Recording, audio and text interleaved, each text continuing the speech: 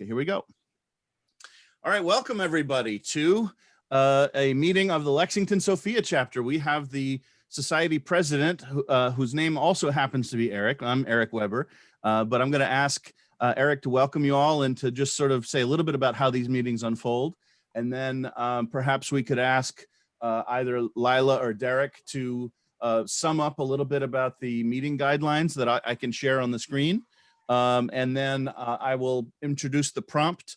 When we meet in person, we generally sort of have a couple people read a sentence or two, and then the next person reads a sentence. It's a little more awkward in the online setting. So just to make it smoother, I'm going to go ahead and read the paragraph prompt and then show you the questions on the one sheet we've got for today.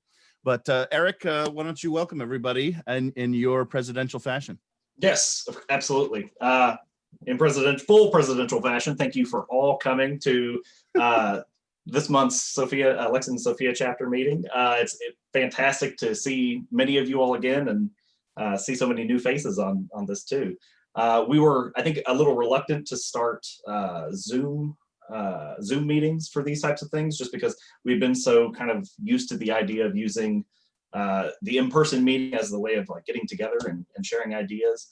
But as my good friend Mark reminded me not long ago, that perfection is the enemy of the good. So we're trying this in the effort of reconnecting what is there for us all, and actually hoping to expand our scope and bring in people that maybe wouldn't have had the opportunity to meet you. So I would personally like to thank each and every single one of you for joining us today. I think we're going to have a great conversation. Eric has put together a fantastic one sheet. If you haven't taken a look at it, the link is in the group chat. Go ahead and open that up and you can follow along. But that's it. So if you want to take it off from there, either Lila or Derek, and tell the group how these things usually take off. Eric, were you going to share? Yeah. Yep. See that? My internet's kind of unstable. I don't know. Derek, do you want to take it? So the key in general is to focus on the values that guide what we do, especially, but we can also look at these guidelines.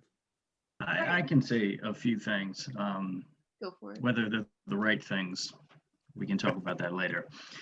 So generally, SOPHIA is really about community building, having philosophical conversations, and giving most of us amateur and personal philosophers a space to kind of have fruitful and meaningful interaction around philosophical topics, like the one we're going to engage in today. Inclusiveness, of course, is one of our core principles, giving everyone a place to participate and include each other. And that stems over into generally how we practically do the conversations. We try not to mute or minimize perspectives. We try to include and give a fruitful dialogue for all to participate in meaningful ways. Respectful, that means a number of things. Don't dominate the conversation. Don't mute each other. Don't yell. No cursing. That sort of thing. This is just kind of principles of public discourse, I think, that you would follow anyways. But certainly we emphasize here for point number 2 of inclusiveness, because it kind of negates that. But then again, the sort of public relevance, trying to bring philosophy down from the ivory tower, try to minimize or reduce the barriers to not only participation but access, in a way where we're going to try not to dress up philosophy in its garb. We're going to try to break down the many different languages and concepts. And something that we do here in Lex SOPHIA is that if you use a term or a word that has a kind of technical significance, we're going to stop and give you and make you explain that term, because not everybody may be familiar with it, or for even the professional philosophers here, we may not be familiar with the way that you're particularly using it. So it's kind of a way of breaking those down, but also discouraging technical discourse, because this is supposed to really emphasize the kind of public access and inclusion. And if Eric Jarvis is speaking, everyone must listen and take notes, because the test will be at the end. Thank you so much, Derek. Just in terms of the big picture spirit, is there anything you want to add to that, Lila? Just that, I love this community, and I think I'm so happy to see, old faces and new faces, and We're not yeah. that old. Well, sorry, Eric. But I'm excited to have this again, and hopefully, I mean, we've never done an online format before, and I missed the meeting because my mother was in town where we kind of talked about this, but I'm excited to see, how this plays out on Zoom. Indeed. So thanks everyone for being here. Those are three of our, pillars of the Lexington SOPHIA chapter here who make things happen. And we're very glad to have you all with us. You've got the link to the one sheet, but I'm also going to share my screen because basically what we've found in SOPHIA is that something that can be incredibly helpful to make conversations happen about philosophical matters is literally to start on the same page. And we kind of cheat a little bit. We make it a 2-pager, but we call it a one sheet because the sheet has front and back. So that's our little cheat. But the idea is not necessarily that we're going to get through it all, though we may. Some days we only get through just talking about the first side of a page, but we may in fact look at both sides. In this case, this is a one sheet that was developed with two thoughts in mind when you think about crisis in education. There's a sense in which kind of there's always, crises that people talk about. They think education is in crisis. So it's sort of a perennial side. But of course, we're living through a moment of crisis with this pandemic. And there were very tough moments in the spring, as well as continuing difficult decision making that happened and that needs to continue happening at present. So really the first side of this page is about the current situation, and that's where we'll begin actually. And then if there's still interest in moving on to further topics, then we will move to the second side of the page. So you should all see this prompt here, education in crisis, and this first half basically explains everything, most of what I just said. There are a couple of notions worth mentioning. So I'll go ahead and read that and then read this paragraph, and then we'll introduce the questions and ask whether people have different places they wish to start, or whether we want to start with one of those questions, and then we'll be going, and things usually roll pretty smoothly. So the COVID-19 pandemic prompted nations around the world to make sudden and radical changes to schooling practices in the spring of 2020. For a generation prior to the pandemic, scholars and critics of all stripes have proclaimed a variety of crises in education, from questions of whether students are learning anything and are being left behind, to concerns over inequality and inadequacy of school funding.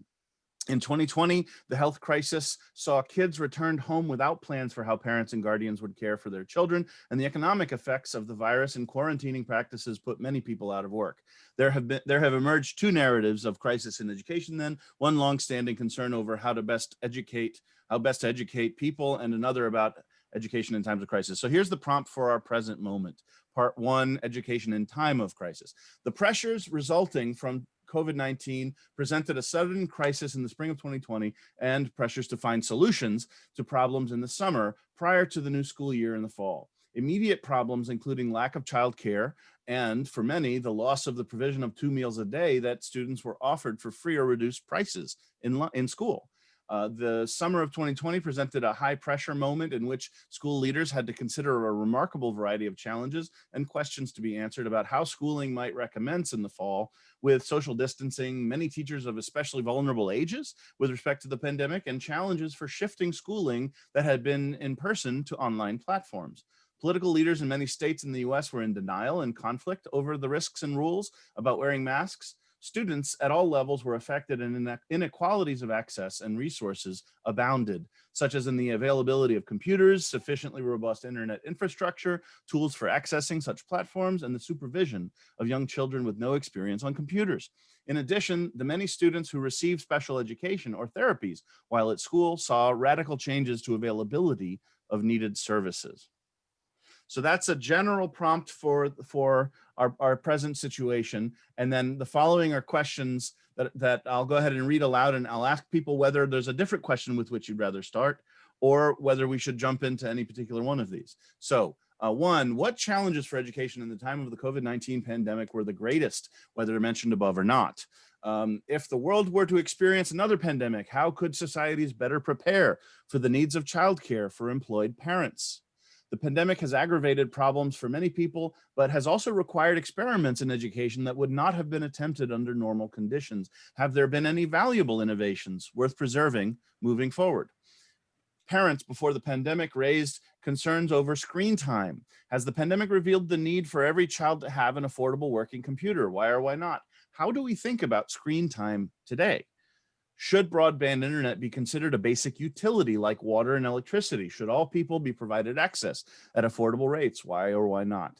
And then lastly, number 6, what aspects of education in a time of crisis aggravate inequalities, and what can be done to ensure greater equality of opportunity in response?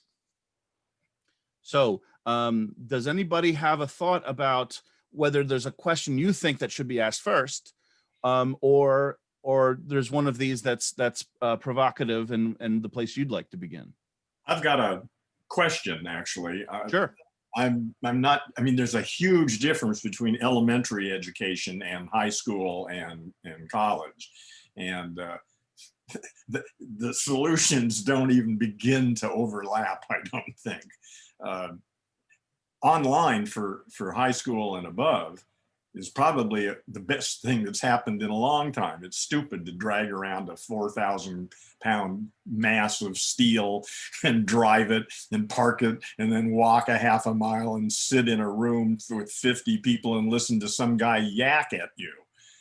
When that could easily be done online far more efficiently, but then there's all the other issues. Anyway, it's just different for kids and for high school and older. And I'm just curious whether we're going to focus on one or we're trying to deal with both of those issues because they're very different. That's an interesting question. And one of the things it points out, and this isn't the first time I've used this one sheet with a group. Similarly, other groups have thought about the ways in which there were very different experiences of this pandemic for different people. And that's part of what I hear in Heron's point and question. So I'll invite people to think about that, but I also see a hand up. Is it Jyoti? Did I say that right? Yeah, Jyoti. Jyoti. Yes, I was wondering if everybody would speak. I'm new to this group.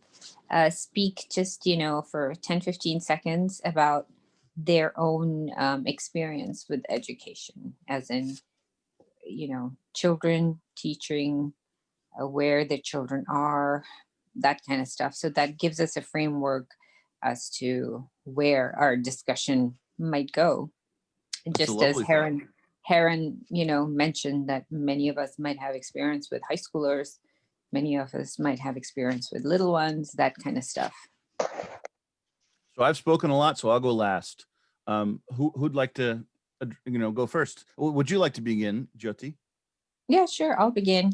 So I have a 13-year-old who both summer birthdays. So one turned 18 and my son turned 18. My daughter turned 13. So she did half of 6th grade on the internet from March to when school closed, and then is starting 7th grade on the internet. And she comes from a school that's completely anti-screen.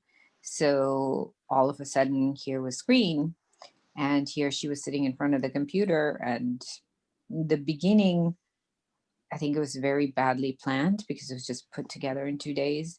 And here was a child that had never, even just the blue light, her eyes would start tearing up. And it was really hard not to have any social contact. But then slowly things started to get, together. Like her dance class started being in person. So she got a social life back. And this year they've made a lot of changes. So they do physical activity during class. So they start out with something that's more, chitter chattery, or let's get up and do this exercise or whatever. My son's experience, I'm so glad that he was not a senior last year. Man, that was just, whatever I hear about that is just horrible, to have missed out on graduation and the prom and everything. So he was a junior and is now a senior and is really struggling with college applications. how do you do a virtual visit? But he's lucky that his grandparents can send him to a private school, and that makes it a lot easier. But those are his struggles, and I'm lucky that both my children are driven, so I don't have to sit there and while their lessons are going on, which has made it much easier for me. However, now I have to be a friend, a playmate, and a parent, especially for my 13-year-old. It's like, here I am, she's sitting on my back and playing horsey. We haven't done that since she was 5. And, I'm her friend because she's not in touch with her friends. And at the same time, how am I able to keep my boundary as a parent? Because now she's like, hey, I'm not listening to you. So that has been a huge challenge. And so the college thing has been a huge challenge for my high schooler. And just introduction to technology and no physical activity. So I'm sorry it took so long. No, this builds off what Heron was saying, that different groups have different challenges. And for one, it's the absence of one's friends. My son experiences that a lot. Actually, that's been an issue. And then for older kids, what does it mean to do a college visit in these times? I hadn't even thought about that. My goodness, that's crazy. Mm-hmm. I want to invite Anne to speak because she's heard from this Eric and that Eric, or that Eric. And this idea of speaking about your situation and kids and schooling, and let's each say, as you say, 15 seconds. Sure. So I've got a 2nd grader, a 3rd grader, and a 10th grader. And at first they liked using the computer, and now they're probably a little sick of it. But it's that having to be their friend and their cheerleader and stay on top of them to get things done. So that's fun. And then I'm working from home, so I'm fortunate enough to be able to do that, but that makes life for me tough too. But on top of that, I am with my school's PTA. And so trying to be an advocate for all children not in the building, but still connected to the building is interesting and challenging because parents are going through so much already that's kind of not on their radar. So that's a interesting struggle. Absolutely. That a lot of groups are working through, but yeah. Yeah, absolutely. How about Joel? I'm just going in the order in which my screen lists you all. Yes, I don't have any kids, but I have different interests that I'm trying to educate myself about, and I'm not in school, but I just find that learning with other people is a source of it like helps in self-discipline, because then you have a peer group to keep you on track. Yeah, socialization, right?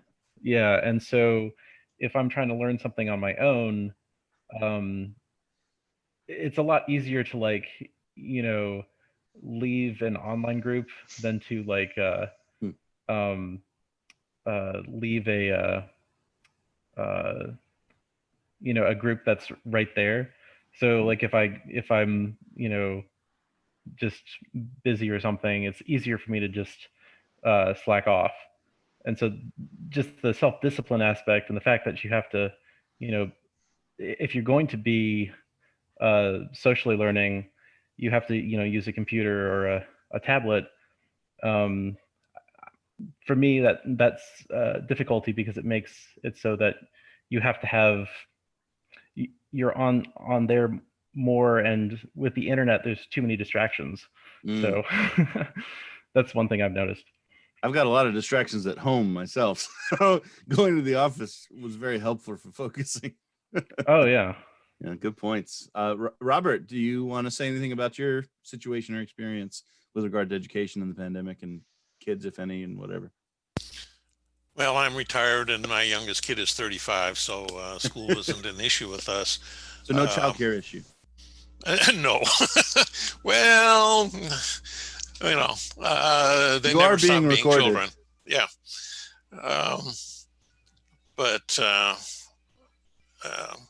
Yeah, I can see that the socialization is an issue when you have a pandemic with younger kids, but it is so important, I think, to keep them away from others so that they don't catch the virus and pass it on. I have a friend in Spain whose children went back to school, and he has a young child, or I guess it wasn't his children, it was his brother's children went back to school. And he has a young child in elementary school, caught the virus, didn't really show any symptoms, came home, gave it to his father, who showed a little bit more, but still not significant symptoms. But the grandmother, who was 84, was living at home. She luckily did not get it, but if she had, she would have been probably a very serious case. So for those kind of reasons where you have extended families or families get together often, I think it's important to keep the child at home. Sobering. Now, my understanding is that Mr. Daskalakis doesn't have any children, but I could be wrong about that. But I do know that you have kids you work with in the schools. Can you say a little bit about your experience during the pandemic about education? Well, I think we share an assumption that I don't have any children of my own, but we can only advance an assumption here. I think I'm in a bit of a unique position where I have taught college classes and worked in an elementary school within a 6-month span of time. Prior to teaching in college, I was a middle school special education teacher.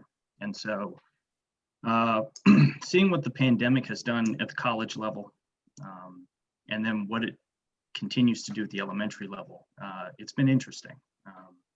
I find that there's a lot of similarities between the needs of college students, presumably able-bodied, normatively developed college students, and students with disabilities in an elementary context, particularly around the needs of learning on a computer, the needs of internet, which kind of gets into point 5. I do think something I've seen across this is those who do have computer competencies do have access to basic broadband internet. That's to say nothing of the hardware equipment like laptops and monitors and things like that.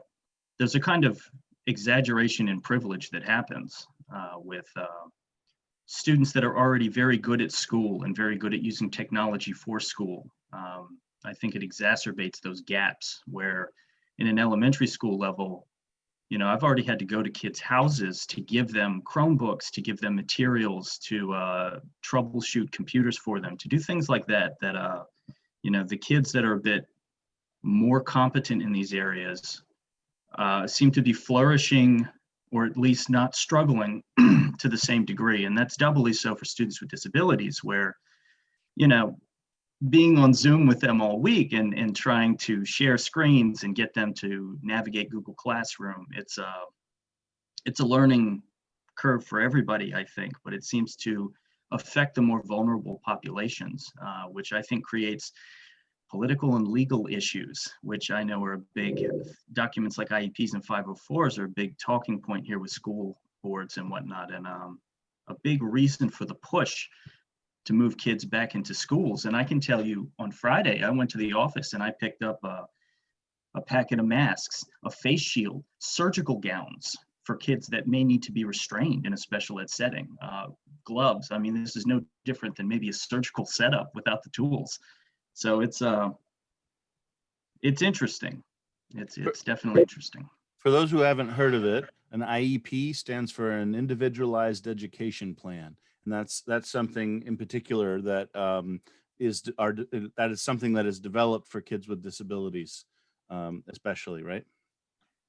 Yeah, and it really just the program that supports student development in relation to the general curriculum. Right. That's all. I've probably talked too much, but that's my spiel. It's good.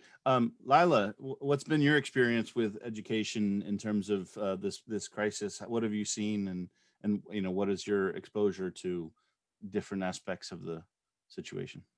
Yeah, so I have a lot of experience teaching college courses, I'm in my 7th year of my PhD program at UK, so I've taught, you know, a lot of philosophy classes while I've been here.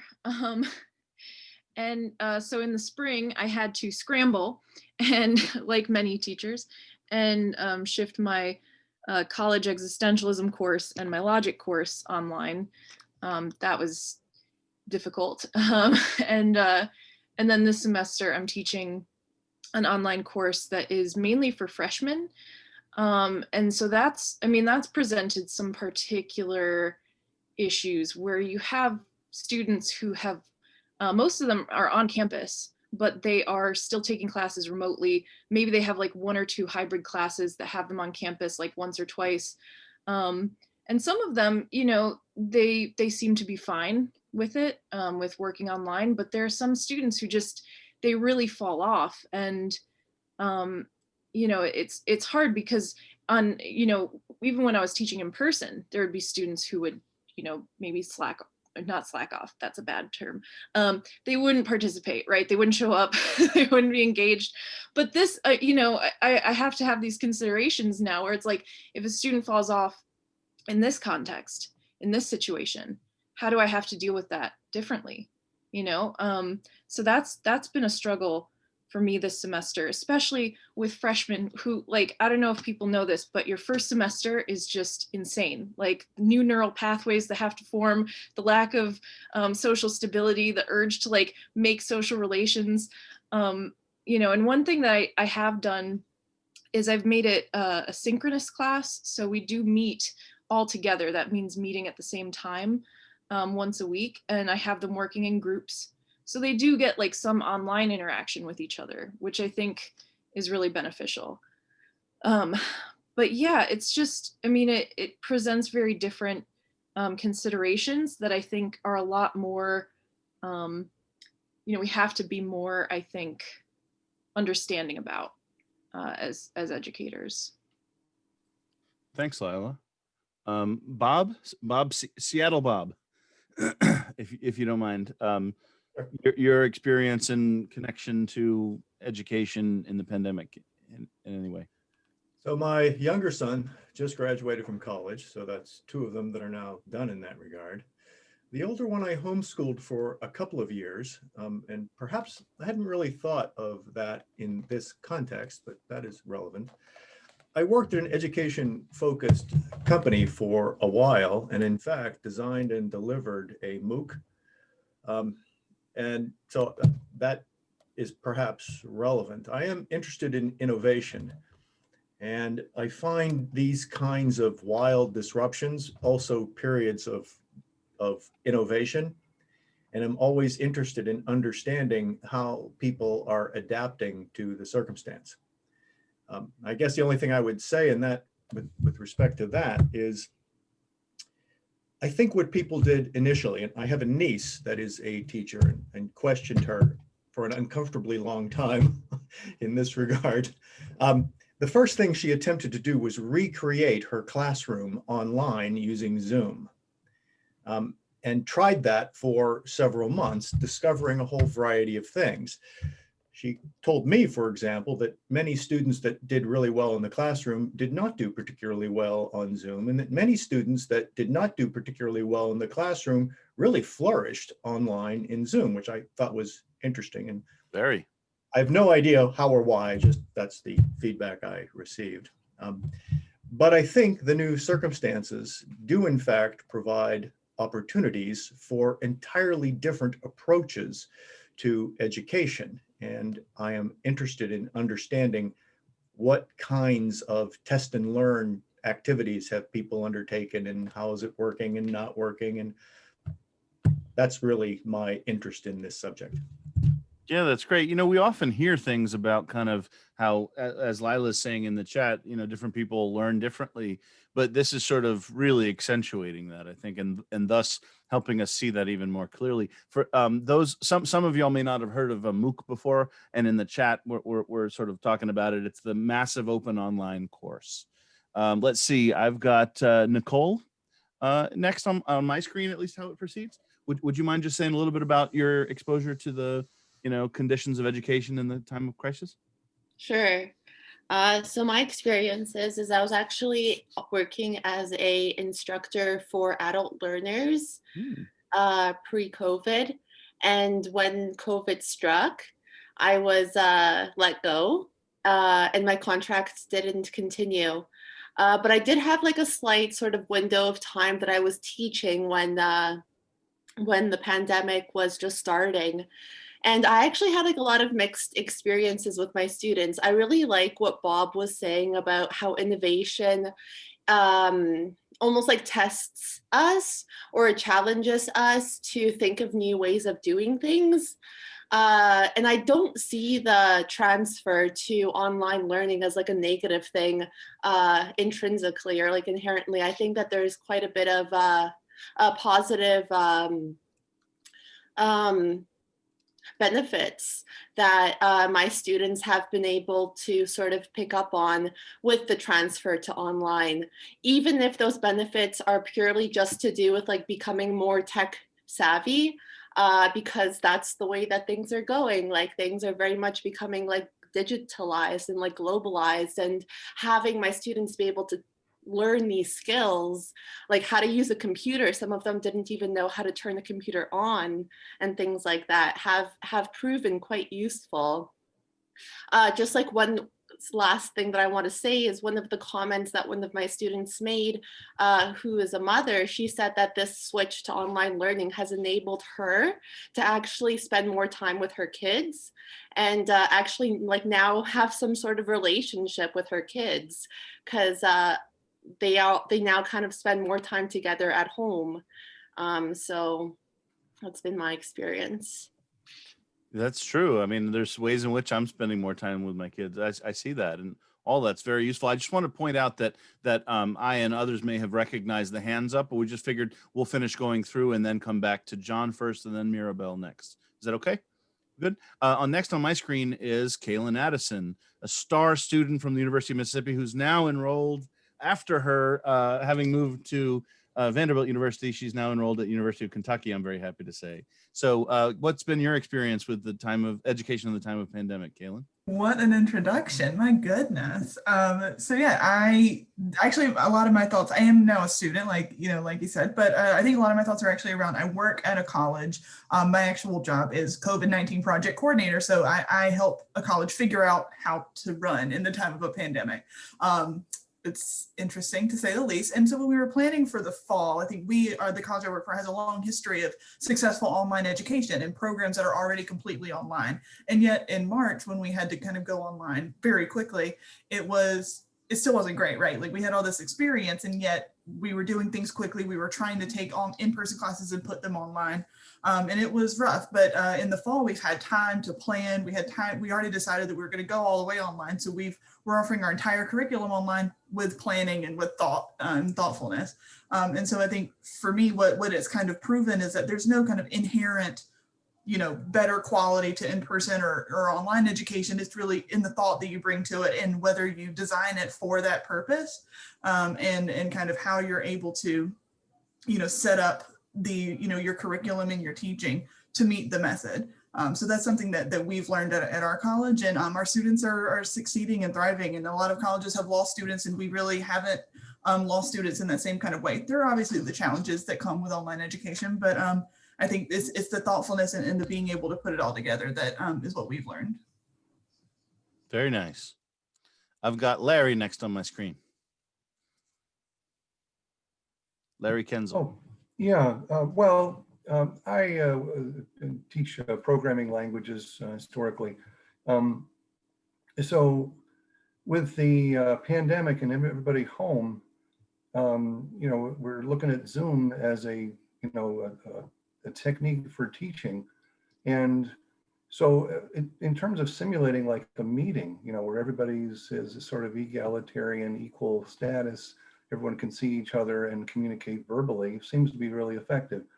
In a classroom, the interest is more along lecture lines, let's say. So there's a single person who wants to communicate, all attention is directed to him, and he has a visual aid like a whiteboard or something like that. And the question is, does that experience translate easily into a Zoom setting? And I would say that the answer to that is yes, even though that's a little less obvious. Like I said, a boardroom or just a meeting of casual conversation, exchange of views and ideas, Zoom is very effective. It's almost I mean, it's just fantastic. You don't have to go anywhere. You can just sit at home, or you don't even need to go to the next office to have a meeting. But the lecture, I mean, there's this pin feature. I think one improvement could be maybe something about 2 cameras, one sort of viewing a whiteboard and the other one viewing the individual. And you can just sort of, look at both of them simultaneously or something like that. So how does the lecture experience translate into Zoom, I think is maybe something still being developed. I happen to believe that there is a positive aspect of this pandemic, and it is in the area of education, that this is just so unbelievably convenient to be able to stay at home and listen in and communicate, in some somewhat controlled way. Obviously, there's some disadvantages, but I think there are huge upsides to this. The biggest disadvantage is the size. So there's just no way this can get any bigger than 20 people or 25 at tops. So it's not like you'd want to be doing this with 100 people. That would be, well, you would just be lost in a crowd. But a 20 to 25, like what we have here, I think is a doable thing for a learning experience. Thank you, Larry. How about you, Mark? What's been your exposure to the education in the time of the pandemic? So I'm out of school and don't have kids, so I don't have a whole lot that directly impacts me, but my mom teaches chemistry in college. And not just chemistry, because teaching a chemistry lecture online is not a big deal, but she teaches chemistry lab. So she's having to do a lot of innovation right now in order to find ways to expose kids to the techniques they need in lab without having a place to go. So some of the stuff they do is kitchen chemistry. They've also done things where they just send them data and are like, interpret this data. But it's really hard. She was talking about one of the first lessons they teach is they give you things like beakers and flasks and pipettes, and they want you to decide which item is more useful for measuring different volumes of chemicals. And how do you do that when you can't give someone a flask and have them realize that the flask is less accurate than a burette, or which is less accurate than a pipette? And so, thanks, Eric, by the way. Other Eric. Eric Jarvis. So yeah, for those who are teaching in the humanities or teaching lectures, online is a really useful mechanism. But for those, if you have to teach your kids how to use a mass spectrometer, you need a mass spectrometer in order for them to learn how to do that. And it's not unlike my line of work is working in a soils lab, and a lot of the folks in my office get to work from home, but we've actually isolated the soils lab because if someone in the lab were to get COVID, we would, all of a sudden the entire lab would have to shut down for 2 weeks or until everybody could get COVID tests. So there are just things both educationally and professionally that you can't do online.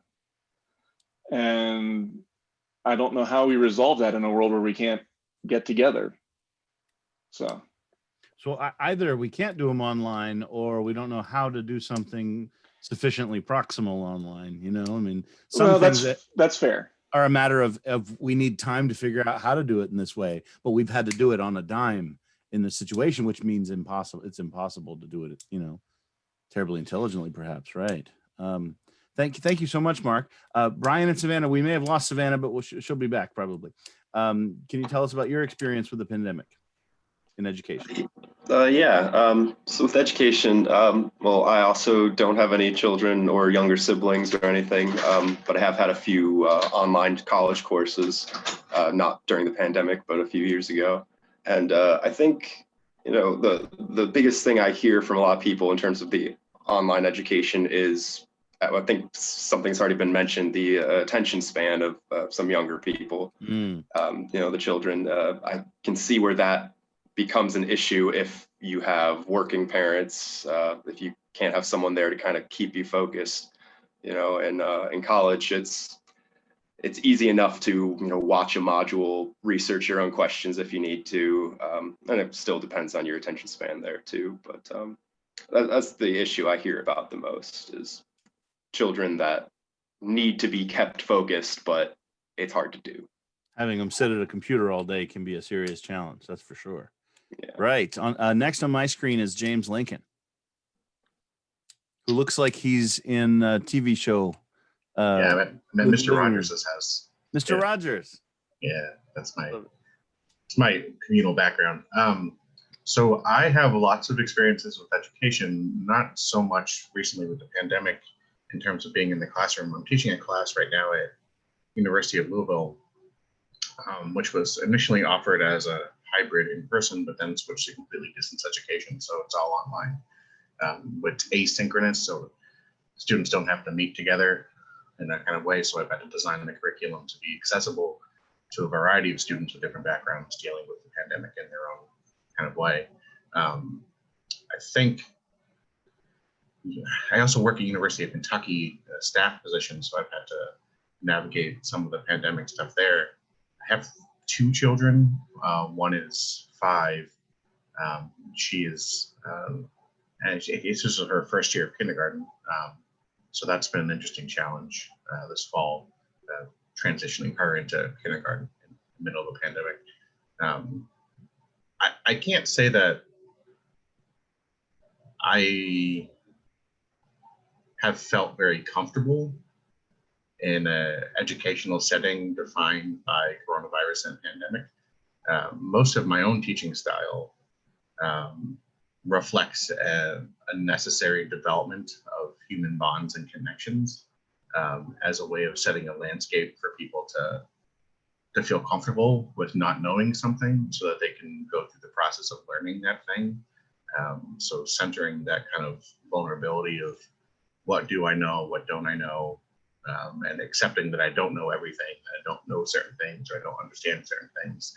That's really hard in a distance educational setting. So it's kind of push to perform. I find that, you know, students are, myself included, when I did, because I did a second bachelor's degree online, and one of my master's degrees is through a hybrid program. So like the online setting is ripe for performance in my experience. Like if you look at, you know, the curated lives we lead on social media and Facebook, I think we get a little bit of a flavor of that in an online classroom, which puts up these walls for people to actually understand, like, how they're appreciating the material, and then to get feedback from their peers. So I think it's been a particularly interesting challenge for my pedagogical style and how I teach. But I can't imagine the type of research, this is the last thing I say, I can't imagine the type of research that's going to come out after this pandemic about how this pandemic and the educational structures that we've tried to create band-aid our educational processes, like what kind of impact that's had on special education students, students with developmental delays, any student going into a classroom. Kindergarten students come to mind because I have one. College freshmen, right? Like everyone is already expecting, at least where I'm at, where for first grade to make up for kindergarten, and for second grade students entering second grade to make up for the stuff they didn't get in first grade. So the next generation of freshmen coming to college, how's that wave going to hit us all? I'm very curious to see what happens with that and what kind of trends we see. But I hope people are reaching out and finding ways to connect with others.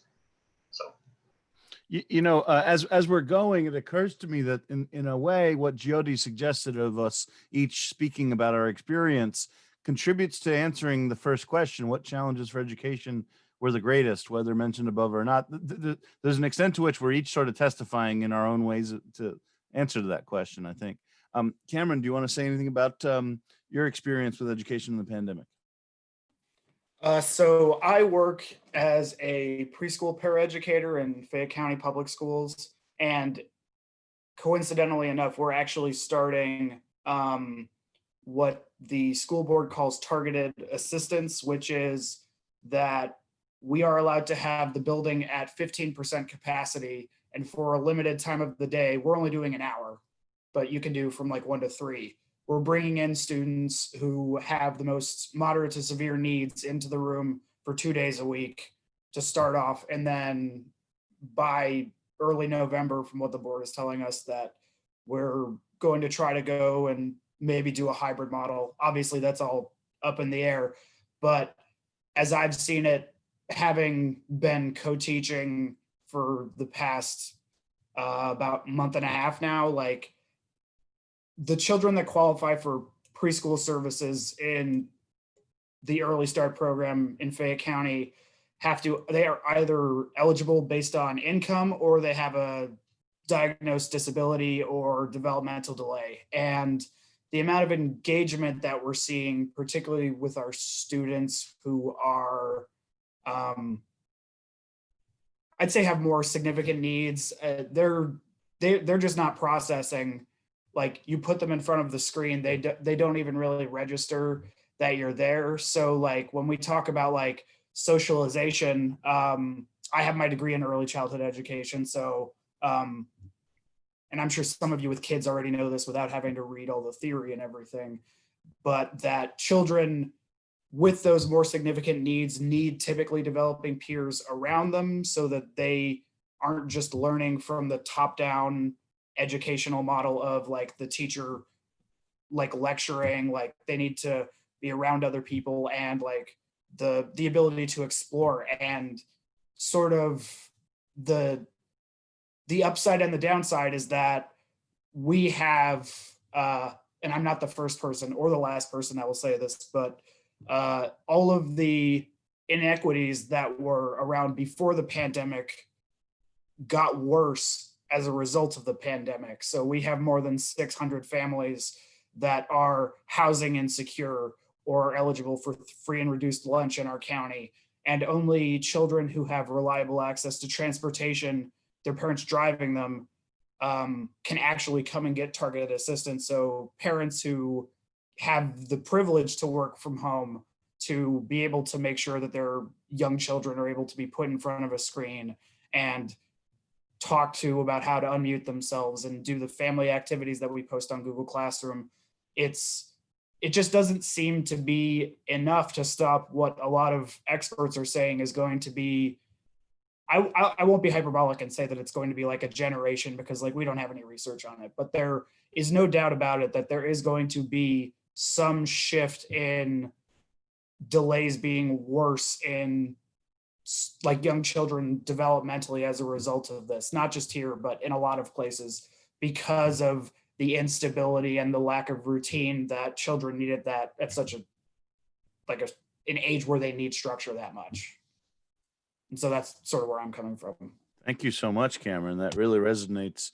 I have a daughter with special needs who's 13, and she was getting all kinds of therapies, and she's not getting them, right, for the moment. And there's a lot in what you said, but that was one intimate connection for me.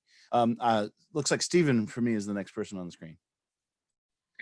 Hi, I'm a school counselor at a private school, and for me, education at the time of the pandemic has been about adjustment, major adjustment for students going from in-person to online, but also teachers who have no training in how to use Zoom or Teams or anything like that, trying to move their whole classroom to an online platform, but also being part of a private school, just trying to figure out how to make that school survive, because our funding comes from tuition, and without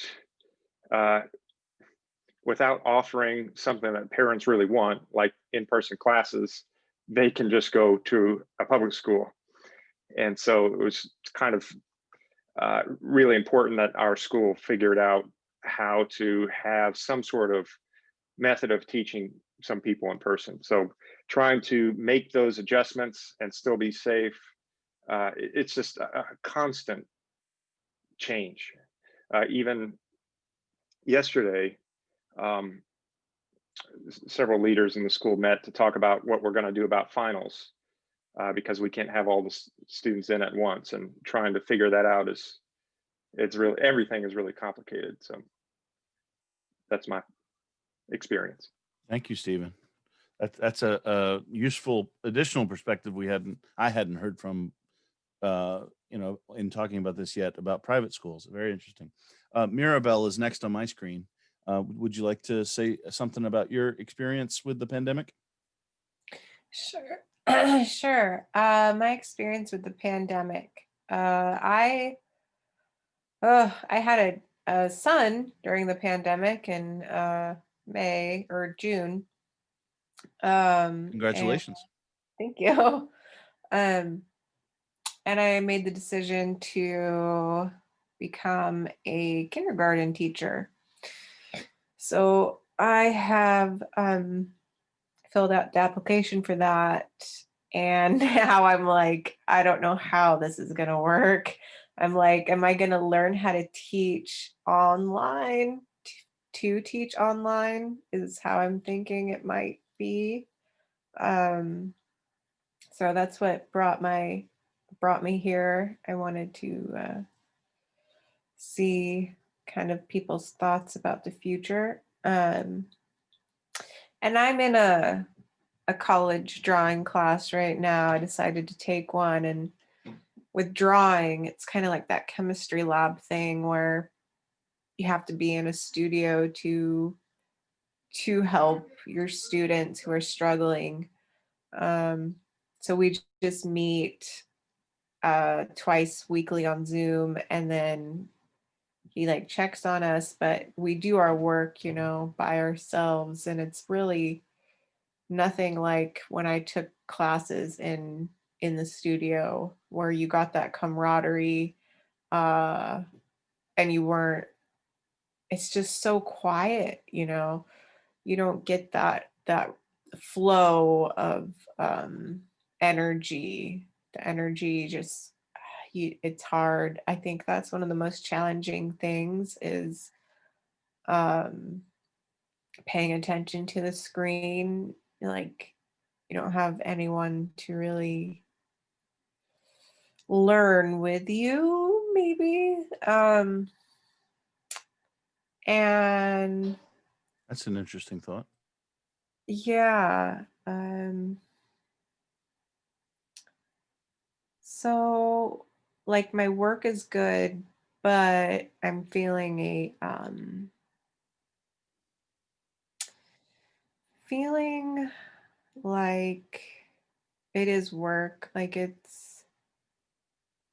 there's not enough discovery using other students. I don't know. Interesting. Very helpful. Thank you. I mean, there's something to sort of seeing and getting energy from other people's, projects and engagements and comments, and very helpful. Thank you so much, Mirabelle. Jenny, would you like to say something about your experience with the education in the pandemic?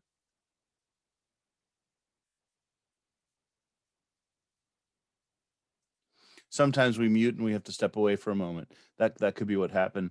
I have Jose next. Martin, would you like to say something about your experience with education in the pandemic? You got to unmute first, Jose. Makes sense. Sure. Can you hear me okay? Yeah, okay. Well, I don't have much to contribute. I'm just listening. My daughters are out of school, out of university, and I don't have grandchildren. So I don't have any direct observations of what the issues are. I mean, like learning from all of you, quite a diverse set of circumstances. So my only thought is a little bit more, a little bit above the challenges at the individual level, and thinking about what I think was Mark, who said that there are a number of things that cannot be taught online.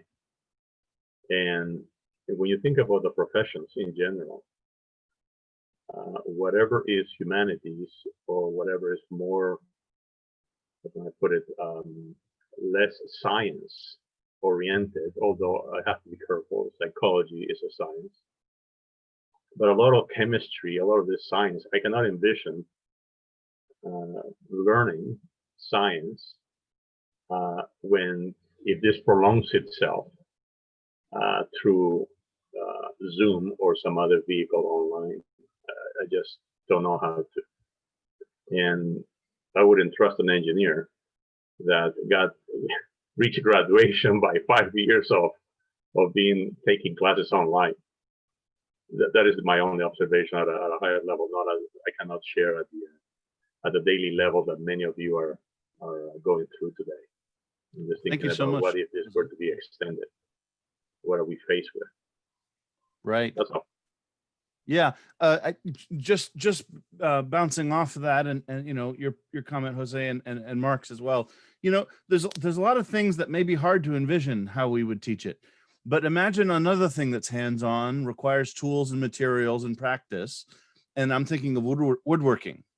I've, you know, just as a hobby taken into woodworking, and I've learned a ton from people on YouTube and their videos on their own sites.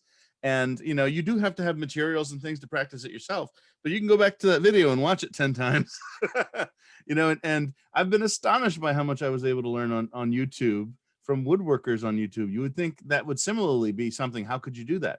But, you know, little maybe science kits or something like that. Maybe we could but then again, could I develop this in the swing of, oh, it's a pandemic, all of a sudden you got to change your class? No way.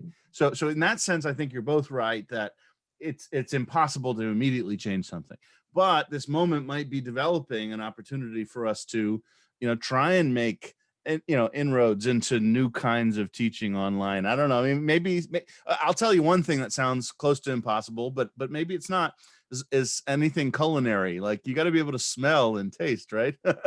But who knows what they'll come up with one of these days. Let's see. Yeah, as Mark was saying, try to get a massive spectrometer in your living room. Oh, that's true. Right, and so that's, I mean, no question about cooking and probably doing some carpentry or because this is the stuff that you can replicate at home. But try to get a motor engine or a boiler or some bridge construction. Anyway, you know what the point is. There are some, at least today, there are some limits that we can see. Maybe tomorrow things will become more creative. So I don't know how this works, but some faces have moved around on my screen. Now I've got Shauna next. Hi. Hi. Hi. So let's hear some of that energy and passion. Yeah, I'm pretty passionate about this. So I'm going to read off my notes so that I don't get carried away. That's just for everyone's benefit. So yeah, my background is as an educator, and that's how I'm locating myself. That's where my interest is. And I come from special ed and technology in my initial studies, and then moved into counseling, organizational management, and then learning theory was sort of where I ended off with some of my graduate work. So technology is my first area that I'm curious about, because while it's very exciting, and that's why I focused on it, I also found that there was misconceptions of how to apply it, to gain the benefits of diversified learning. It actually needs to be made explicit. Some kids might inadvertently pick up things and do better just by having the technology in front of them, but there is a need to provide assistance to students, teachers, and parents when you're going to go into a technology mode, because there's aspects you want to consider, and then not just logistical, because certainly that's important. You know, how to use Zoom and everything, but it does go beyond that, how to use that medium most effectively. And so, it was good to hear some teachers mentioning how, you know, this works really well for me. I can run Zoom meetings more easily than in groups, so it works for some. And then others are saying, I feel like it's not catering to my style of how I teach. I don't have those connections. Another part that I was interested in, which was touched on as well, was the psychological aspects of learning. Certainly even how we have different learning preferences, and some of us need to learn in groups to learn effectively. And so I'm curious to know that, how are people who are isolated, some love the isolation, but some are not, how are they dealing with that? And also, how is their learning impacted with the stress of a pandemic? I agree also with that safety component. Being a former school administrator, that would actually be the first on my list, was how to keep people safe. And so that's a real concern. I know my first 5 years of teaching, so I worked in K to 12, predominantly K to 9. But yeah, I was sick pretty much those first 5 years, because it's a breeding ground. You catch everything that's going by until your immune system picks up. So yeah, definitely, it's a real concern. It would be, as another gentleman mentioned, it will bring things into the home environment. And then I'm also really curious about how things are being organized. I know right now things are more reactive, just trying to get things in place. But I do see that crisis can create positive shifts. I don't think it's happening at this point. I think we're just in that reactive state, but I'm hoping that, just like we're meeting on Zoom, people have said, wow, this is kind of neat. I'm from Edmonton, Alberta, Canada, so I wouldn't have access to this normally. So there are some exciting things, and hopefully those can. Oh, I did so good. Thank you so much, Shauna. I Screaming. heard the passion. No, going out into the field and screaming. Okay. I think our blood pressure is all higher now because of the passion, in a good way. In a good way. I'm just teasing. Let's see. Larry is next on my screen. Larry, do you want to speak to your experience with education in the pandemic? And if you don't, that's fine too. And if not, Larry, how about Jean? You want to speak to your experience with the pandemic and education? All right, I'm going to keep going. Pepe, do you want to speak to your experience with the pandemic and education? And if not you, how about Noah? Just going around my screen here. Hello, can you guys hear me? Yep. Okay. So I guess the perspective I'm coming from is I'm currently a college student. I go to the University of Kentucky. I guess like the interesting position I come from is that when I started about 3 or 4 years ago, I was studying music, doing music performance.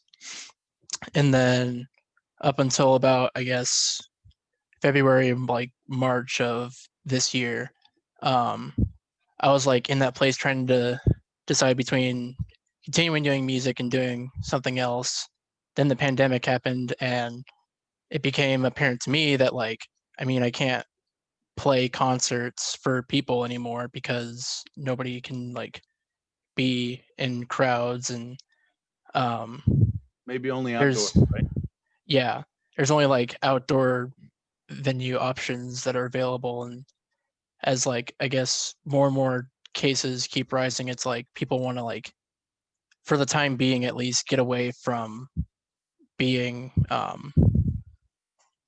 it's a, I guess, being more comfortable being at home where they don't have to worry about like spreading COVID or possibly contracting it and then giving it to somebody else. But for me, education wise, I feel like at the beginning when like it was like everything has to be online, like now, like we don't want to risk anybody like spreading it, we need to figure out what's happening. It was fine because at that point it was like everyone was just like, okay, online classes, everything's online now. And it felt easier to do it that way because well, not that it felt easier, it was like, I guess in that like state of like we have to like react and figure out like what the best way to like keep people engaged is. It's like it worked like then, but coming back into like the fall semester for me, it's been like especially a struggle just because with all the various classes that I have, they're all organized very differently. Like there's only one class where I actually go onto campus and I'm meeting with people in person. And even in that class, it's only half of what would be the entire class meets, like one half during the week. And then there's a separate class where I'm just watching a live stream of the class. And then there's classes that are asynchronous, which is they just give you the work to do and they say, have this done by this due date. And then there's other classes that are synchronous where you're meeting at certain times and you're basically just getting a lecture the same way you would if you were going to class in person, but it's just over Zoom. And I feel like just like trying to handle all that information, just with everything else going on, just trying to figuring out what I'm really trying to do with my life now, it's been stressful for sure, but I think I have like hope for the future going forward, just because now I've gotten more comfortable where it's like I think to a certain degree, at least for now, I'm better off like teaching myself how to do certain things and like learn certain skills. And so I guess the reason that like I'm here now is just getting like the perspective of like what is it like, I guess, for both teachers and students, like what has it been like adjusting to online education, and whether or not it's been like how valuable for them it's been, and what kind of, I guess, challenges have people been facing. Noah, thank you so much for opening up. This is really powerful what you've been talking about. You know, you're at an important existential stage in life where you're making some big decisions, and this isn't an easy environment in which to make those. Yeah. I really appreciate you opening up. Everyone, like this is an atypical, conversational meeting when it comes to one sheets, but I have to tell you, I find it deeply meaningful to hear the variety of experiences y'all are having. Just phenomenologically, I don't have access to that otherwise, right? And so this is very informative about understanding people's sort of different challenges. So again, all of you, thank you so much. Yeah. I believe next on my screen is Nazrin. You don't have to speak up if you don't want to, but you're invited to say something about your experience with education in the pandemic. And if not, Julian. And go ahead. I have no experiences with education in the pandemic, apart from attending far more Zoom meetings, which is all just informal, like meetup centered stuff. So I don't know, I guess expanded my horizons. Like it got me aware of more meetups, more places to have discussions online through Zoom. Sure. But in terms of like formal education, no idea. Well, we had a number of hands up. One was John was first. I don't know if John's still with us. We started with 31. I think we're down to 24 now. And then Mirabelle's hand was up next, and then Robert. Mirabelle, is Mirabelle still with us? Let me see. Not everybody can stay the whole time. It's already been over an hour. And if not, Robert, would you mind telling us your thought or question? You had a hand raised. I just wanted to talk a little bit about a class that I took. So it was spring of 2019. So this is before the pandemic. So the class was at the university, and it started out with 120 people, but all of the lectures were recorded and were online. So by the time we got done with the class, there were probably less than 20 of us in the classroom. Most of the people were just listening to the lectures online. So it seemed to work all right that way. The other thing is I'm an electrical engineer. And so, yeah, going to school, we always had lab classes on how to do things. I think there are ways to do that online, but they are going to be a little bit more difficult. I think that's right. I was just reading this morning, actually, about a project where IBM is trying to figure out how to have a machine, be able to read taste. like if you put you know, an instrument in some liquid, it can sort of describe through to the computer what it tastes like, you know. Anyway, so there's all kinds of fascinating things happening these days, and also experiments you can do at home that you're instructed on how to do on remotely and so forth. And so there's interesting possibilities here. I see that Giotti's hand is up.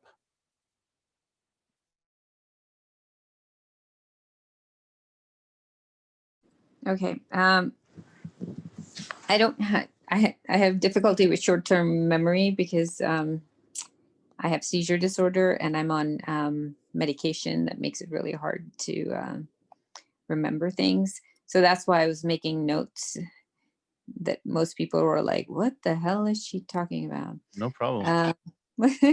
So one of the things that I definitely wanted to mention is that it's like from all my educational experience and what happened after college. I'm a civil engineer, environmental engineer by training. And then when I went outside of college, the jobs weren't specific to the technology, to the technical aspects that I had learned.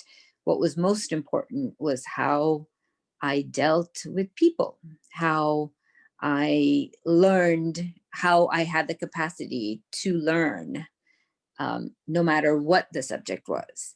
And a lot of that came from my experience, from my travel, from my experience dealing with many different people, being able to talk to many different people and identify and empathize. And I feel like the children right now who don't have any socialization are really missing out on that. And that for me was a very, very important part of my education. And maybe, you know, things have changed a lot and we are able to do that during Zoom. But my experience, you know, with a high schooler, yeah, he's already in his you know, he was already a very technical person, knew how to access it. I hear him at night, you know, laughing and guffawing with his friends.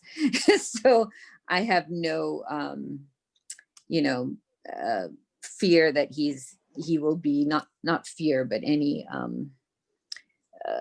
doubt that he will be able to,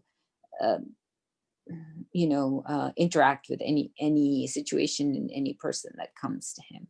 However, for my 13-year-old, you know, she's just entering puberty, and there's so much that goes on in that time that is stepping away from parents and stepping into the peer group and being able to discuss all these body changes, all these, you know, things about your period, things about this and all, you know, that you depend on your peer group for. And it's healthy, you know, like, yeah, you're entering into your own person at that point. And I don't want her to just have my input and have her dad's input.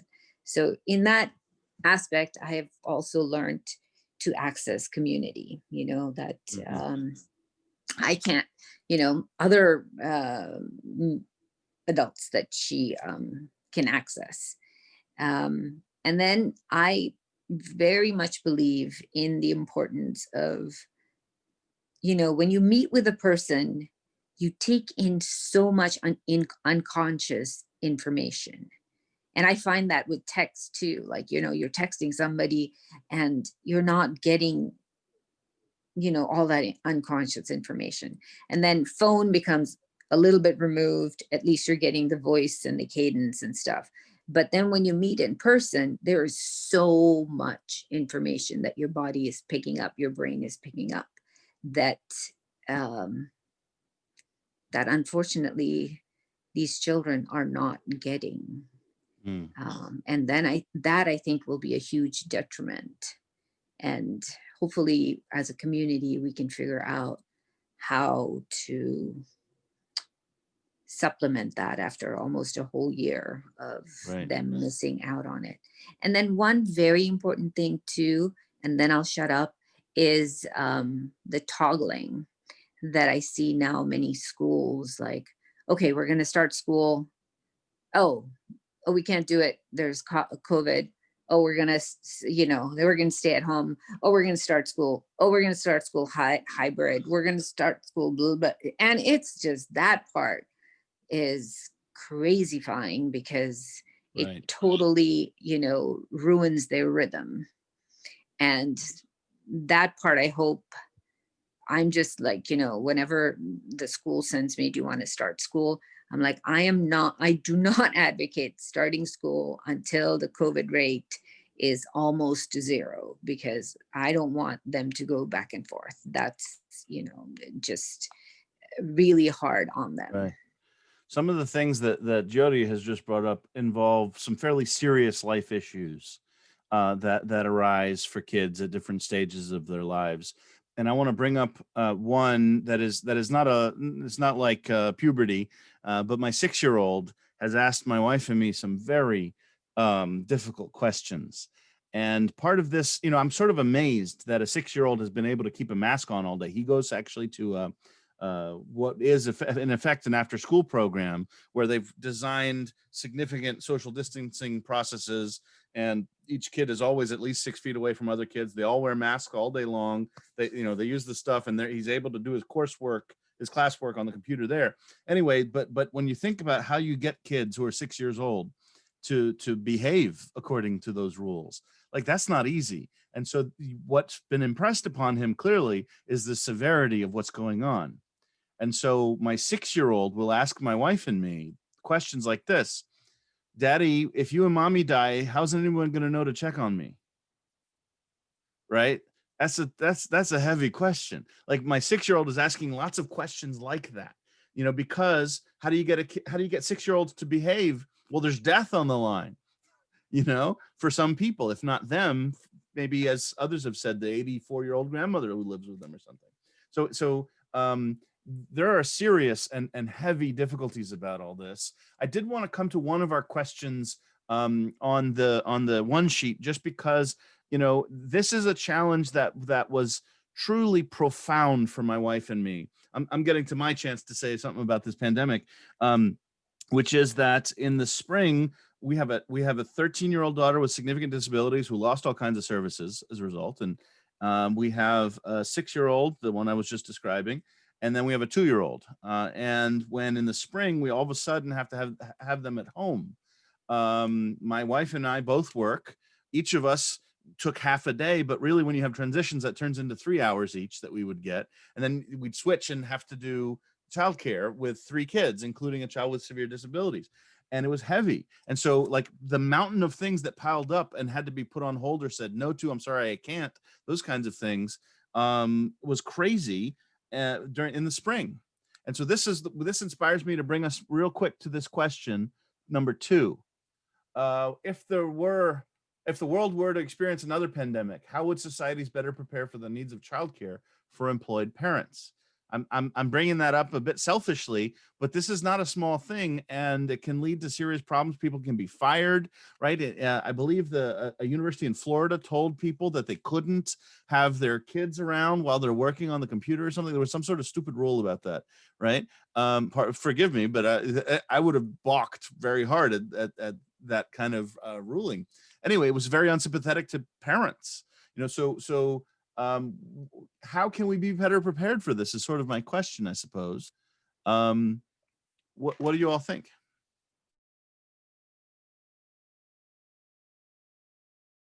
I mean, because this is something that we can very reasonably expect to happen again someday, right?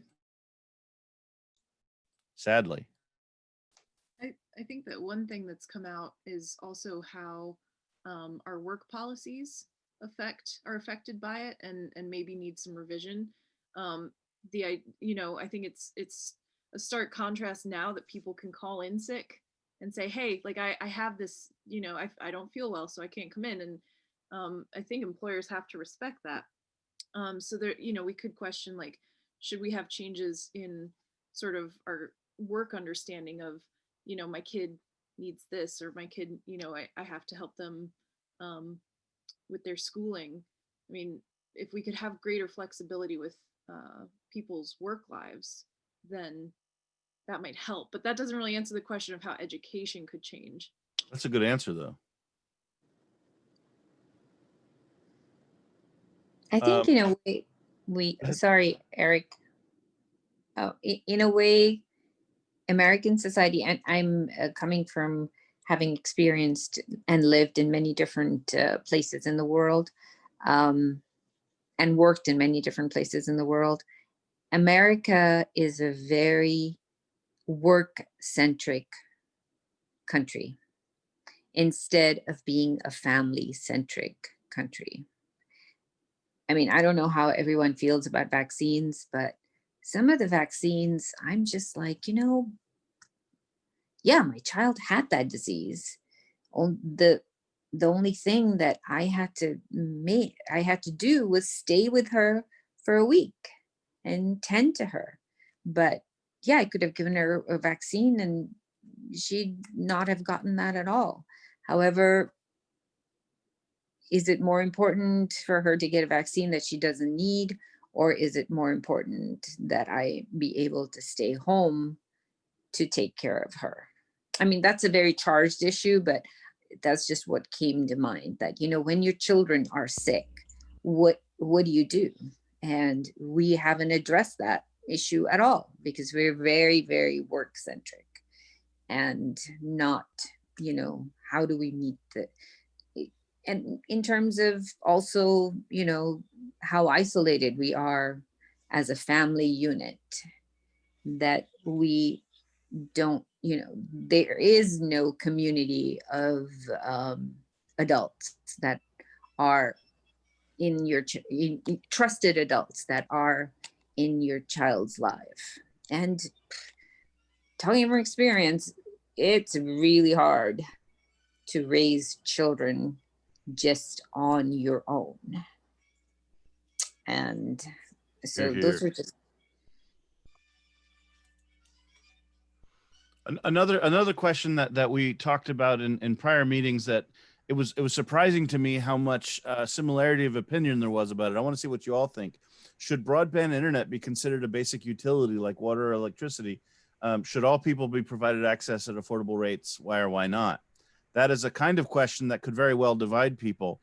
I will note, though, that my mother's French and my brother and his family live in France. And in France, the Postal Service provides internet infrastructure and an internet access. And in fact, I lived in Mississippi for many years, and in the 70s, then Congressman Trent Lott, who became a senator later, asked himself, in a public forum, maybe our Postal Service should look into this internet thing, like other, countries are doing.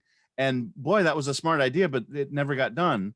And then it happened in other countries where the Postal Service provides internet to everybody. What do y'all think? And I see Derek has a hand up.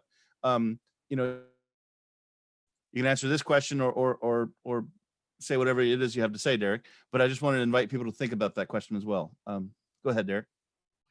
So I wanted to respond in a way that addresses both the questions we've looked at.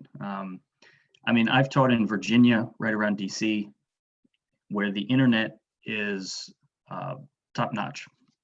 And now I'm teaching in Kentucky, where the internet is not top-notch. And, access to something like fiber optic was an assumed thing in Northern Virginia, even in the underfunded schools.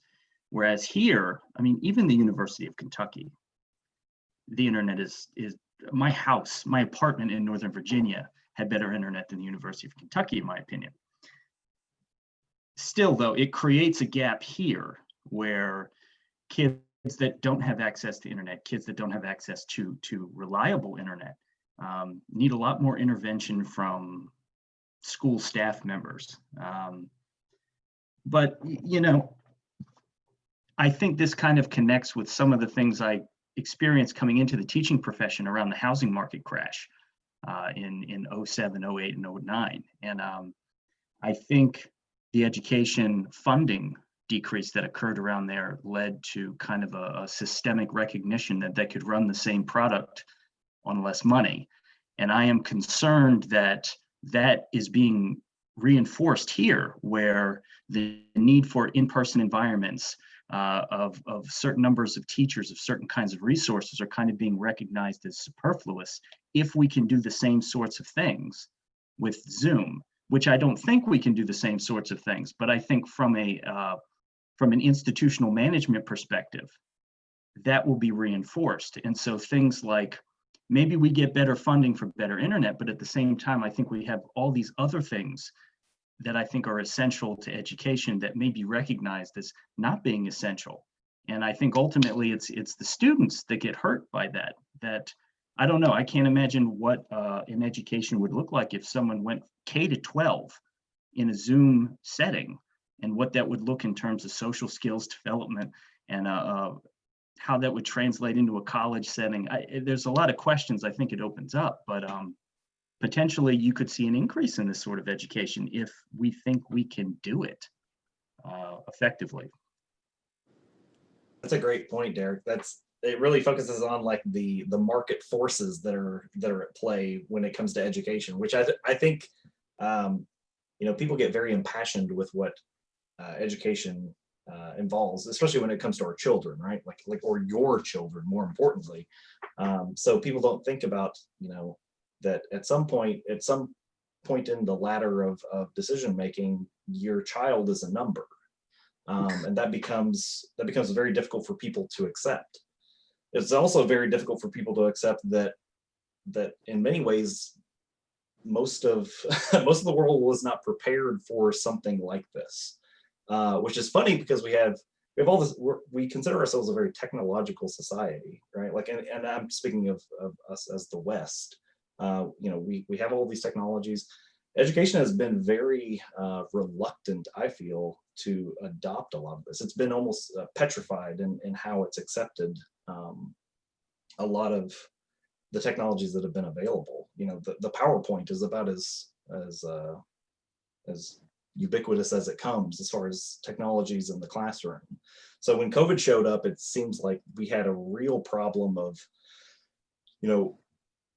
transitioning over into this kind of like what many would consider like cutting edge or bleeding edge technologies, when really it's been around for years or decades even, but we weren't prepared for it, right? So we have several factors going into what makes education difficult in this kind of new scenario. We have an issue of the technological factors, the adoption rates of the technology. So it might be that the technologies just kind of suck. It might also be that the technologies are good, but we're not utilizing them correctly or adopting them to a degree that the people who have to use them are using them effectively. But we also have the problem of, what are we expecting to come out of this, right? Like, what does an educated individual mean? What's an educated third grader, right? As opposed to an educated 12th grader. And what does that mean when it comes down to, kind of the checklist of what you're doing for that individual?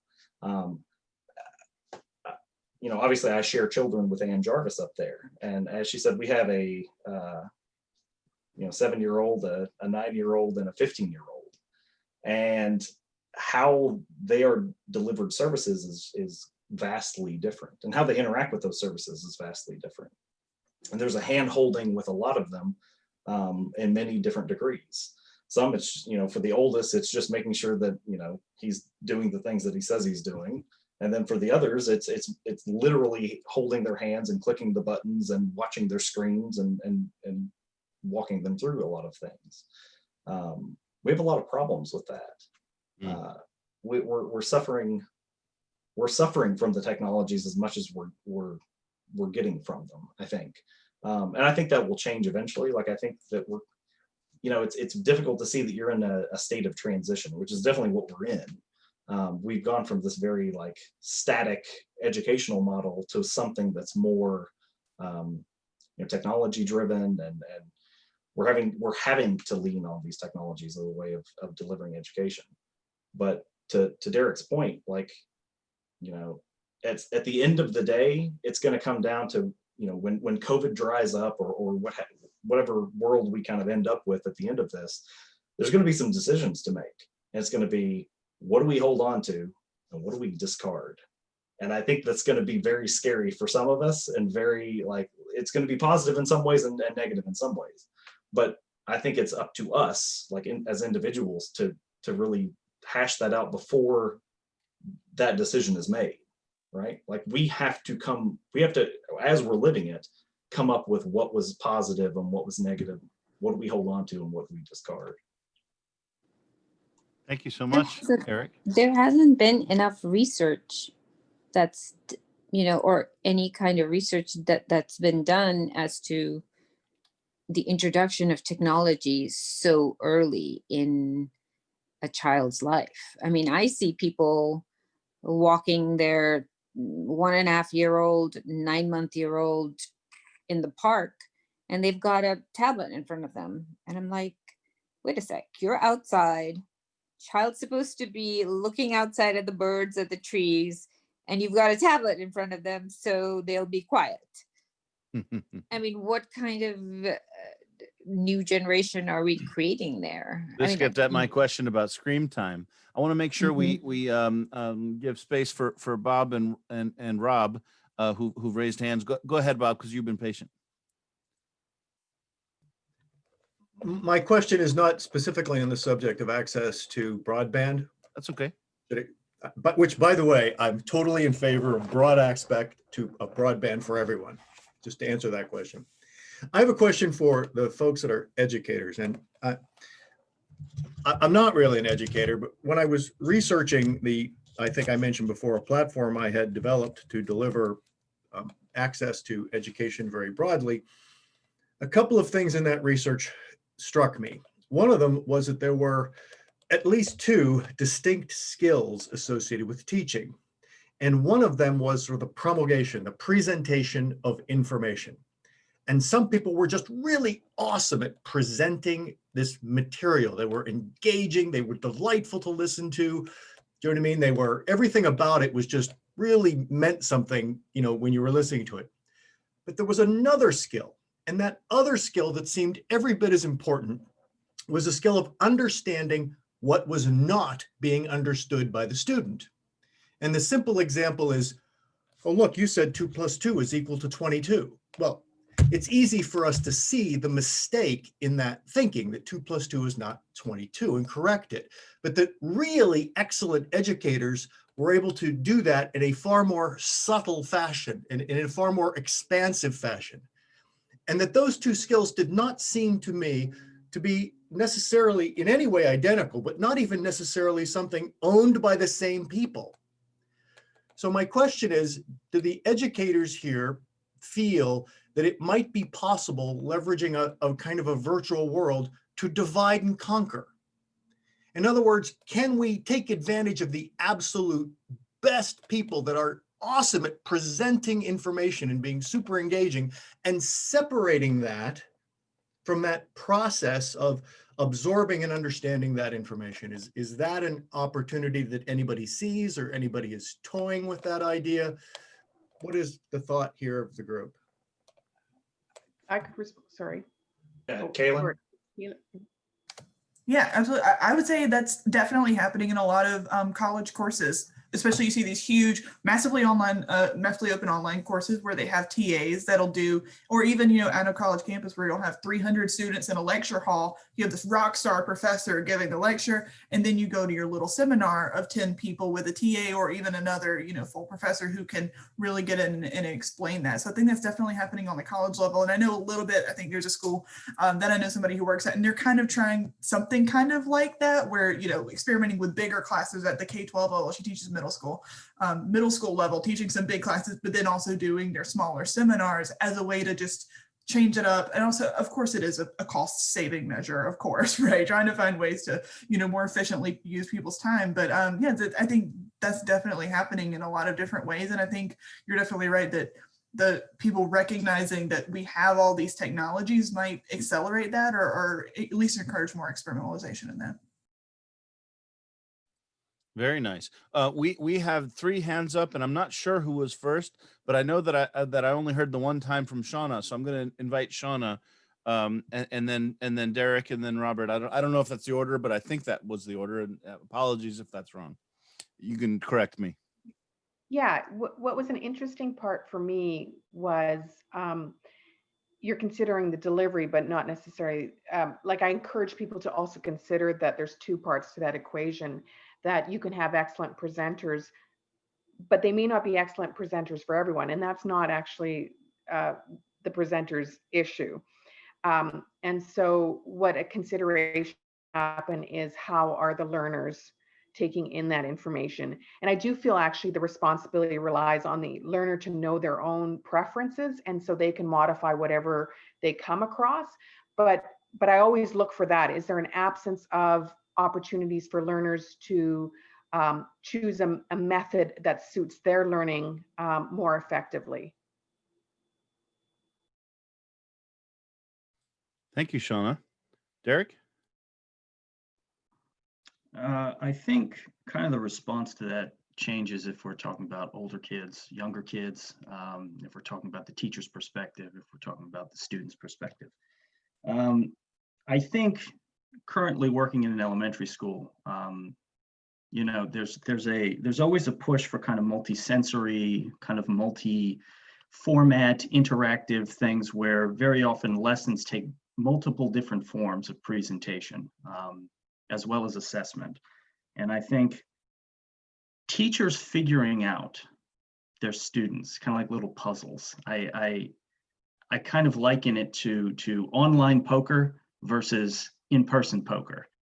And there are some things in an online format you just can't tell, that when you play in-person poker, there's a very sensory-based, tale-based, perception-based thing that can occur in a classroom that can't really happen virtually. And it cuts the toolkit of a teacher kind of in half. In some ways, when it's used targeted-wise, it can enhance the presentation or the receptive learning of a child. But when it's one or the other, kind of in a false dichotomy sense, I think it kind of hamstrings the teacher in what they can do, the options open to them to engage and assess and prompt students in an environment like that. So I think technology is great. I think right now it's best used as a supplement, not necessarily a replacement. And I think that's what I'm experiencing now in an elementary school, which, you know, you have kids that are far more computer literate than I was at that age, probably more than I am right now. And that's kind of humbling to watch a kid get Google Classroom like that. And it took me a week.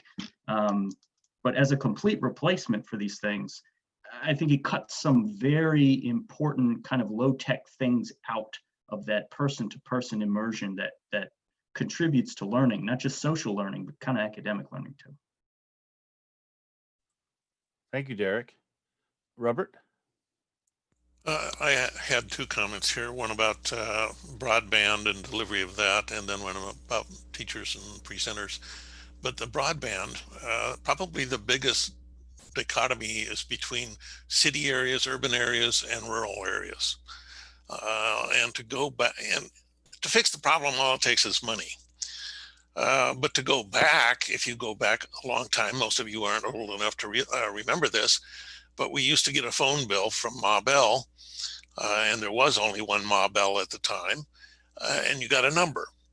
Buried in that number was essentially a tax for the phone companies to provide service to rural areas, okay? So we were being taxed to do that. Nowadays, it shows up actually on your phone bill, but if you want broadband to the rural areas, that's what you have to do. Another way to do that is to make more effective use of satellites. You can deliver a lot of content to a very large area over a satellite, and then have a less broadband connection back where the students can actually ask a local teacher what all of this means. But that means that you have to have these very good presenters to start with in the first place. But it's a way to do it that works. You know, and we use broadcast all the time for television and news and all the rest of that. My comment on teachers and professors, In all of my schooling, I've had probably 2 professors that I would consider outstanding. And one taught a very heavily mathematically theoretical class in electrical engineering in grad school. And he would come into the room, he'd open his notebook up and say, where were we? He'd open up to the page, lay it out on the table in front of him, never referred to it again. He'd go up on the board and derive all of the mathematics that was needed to solve the problem. And he would take questions as he went and explain what was going on. But the thing that was great about him was the last 10 minutes of the class, he'd close his notebook, he'd go sit on a stool over in the corner of the classroom, and he'd say, okay, now, what does all of this really mean? And he'd explain it in more common sense terms that was easier to understand. I've had 2 of those kind of professors in 15, 16 years of schooling. Very rare, but very, very, very effective. So trying to find them or try to create them is a difficult task. No doubt. Robert, no doubt. Robert, was it just in essence, like a boiling down the information that they had just presented, or something like reframing, or maybe putting it more into context of like the average individual? What did they end up doing? Yeah, it was more of a reframing and putting it into simpler terms so you didn't have all of the mathematics obscuring things. Very cool. Extraordinarily effective. Yeah, Learned a lot in that class. No, I always felt that was kind of a real lack in my own education, is like, you know, like even in calculus, like when I really enjoyed calculus, which I guess I'm probably slightly masochistic in that way, but it ended up being like not so much like learning the calculus that was horrible as it is for everybody, but really like how you apply it, like what you could get out of it. Like I would like watch supplementary YouTube videos, and people were like, this is what this really explains, and I was like, oh my gosh, it allowed me to see, you know, what the trouble was worth, right? Like why would I even bother learning this? Well, it was to understand or explain this element of it. And I feel like it's what's that? I think we're missing you. Can't hear you, Robert. I'm not sure what happened. Sorry. I have a button to do the mute. The light bulb goes on in those cases. Yeah, it very much does. I kind of feel like, you know, we were talking about this idea of like parsing out education in the sense of, I think Bob and Derek kind of touched upon this, and Shauna also, where we're talking about like, you know, some people are very good at very particular types of educating, right? Like there's the idea of like I might be an amazing lecturer, but terrible when it comes to person interaction, right? Like I might really be able to present the information in such a way. And I found this, I work at the University of Kentucky too, more in IT. So I'm kind of dealing with the technology side. So that's more of my specialty for it. But what I sit in a lot of classes, and you can, I mean, it's night and day how some people are incredible lecturers. Like people show up to their classes in far more numbers than they would otherwise. I think they would either, you know, show up on Zoom or something like that in today's environment. But the lecturer does make a difference. But I also have to take into account that there is different modes of educating, like the person to person, or maybe like, you know, parsing out what the information actually means. Like, how do I apply this information?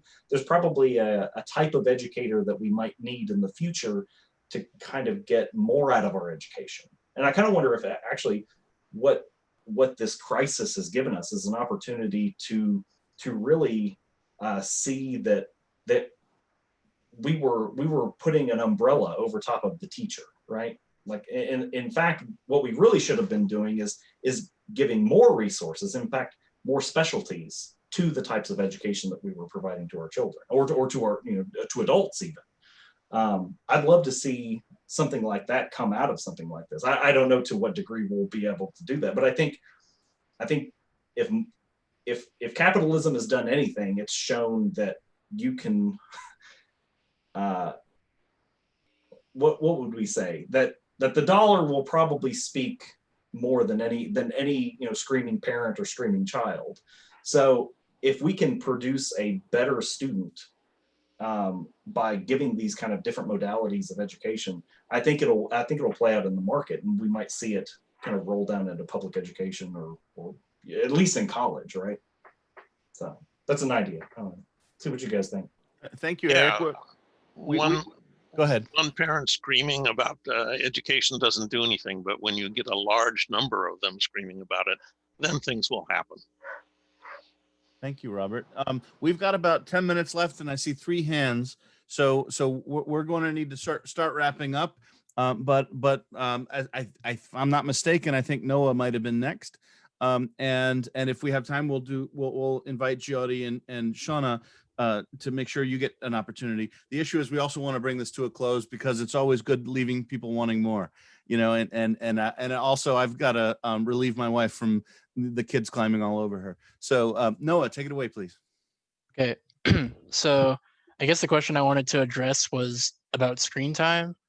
And it's like the more I've been sort of researching into computer science and computer programming, I've been like really trying to consider about like if I'm going to create a program, let's say in the context of like education, I would really want to take into consideration of like whether or not like children are going to be the primary people using these like sort of apps and programs, like say over Zoom. Like Zoom works really well when you can have like a conversation and you can not interact person to person, but you're still able to like physically see a person and they can like go in and show you like certain details of things that you might be missing or might not understand.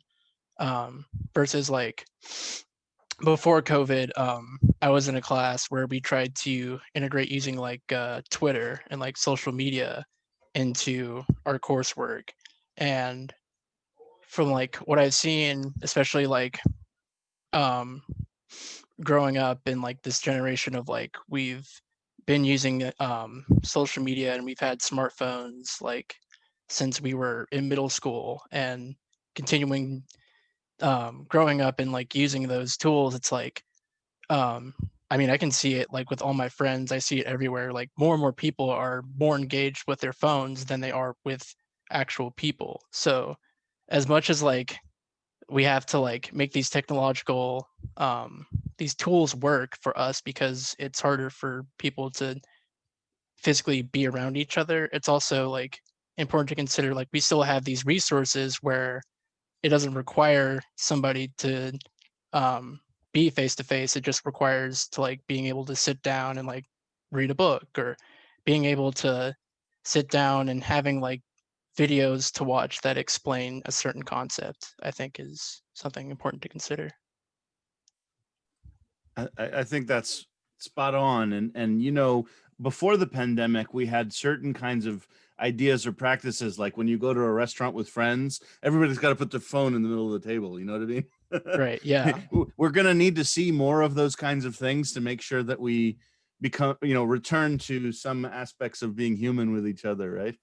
Yeah. Cause it's like, especially for me, like it's kind of scary. Like I realized that like I could spend like 6 hours a day, like just on my phone, and especially using apps like YouTube. It's like you constantly have like these like things that are like grabbing your attention. It's like when you like introduce this to kids, it's like these sort of apps were not developed to like, I mean, more so they were developed to just grab their attention and keep them engaged in ways that like profit with advertisers and other companies. It's not so much meant for them to like be engaged with like educational content.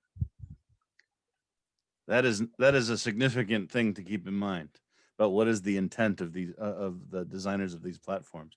Thank you so much, Noah. We've got about 5 minutes left. We may end up going a little bit over, but Jyoti, go ahead. You're muted.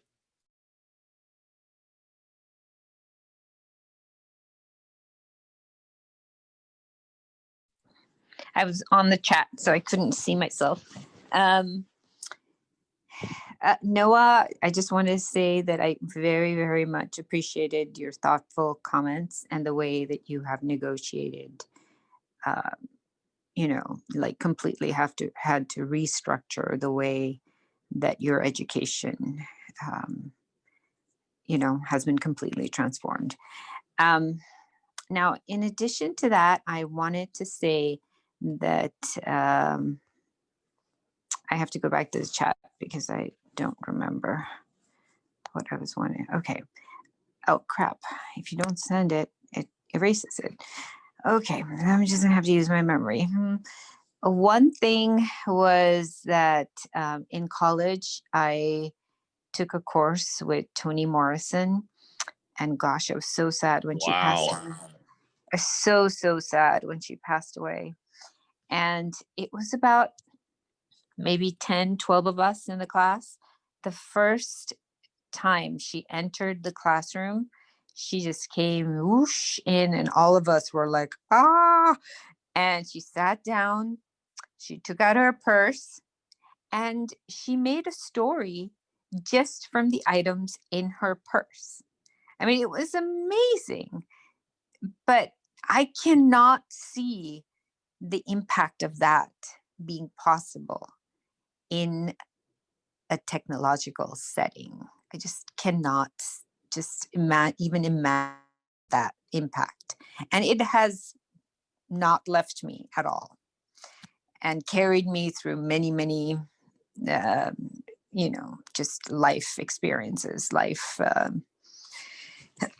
tragedies and difficulties and challenges. I also wanted to say that technology is a tool. So we can use pros and cons to it.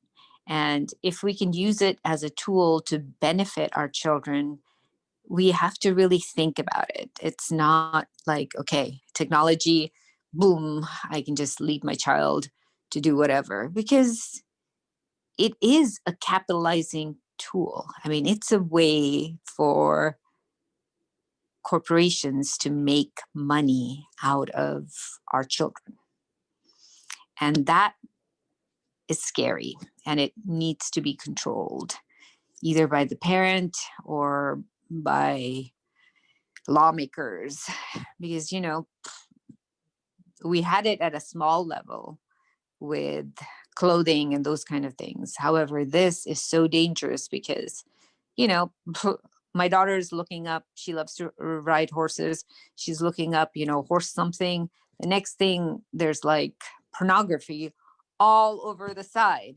And she's like, Yikes. Apparently there's something linked between horse and pornography. I don't know. So unless I was sitting there, I have, my ex-husband is very tech savvy. So he has those controls. So he immediately saw that and was able to, okay, what happened here?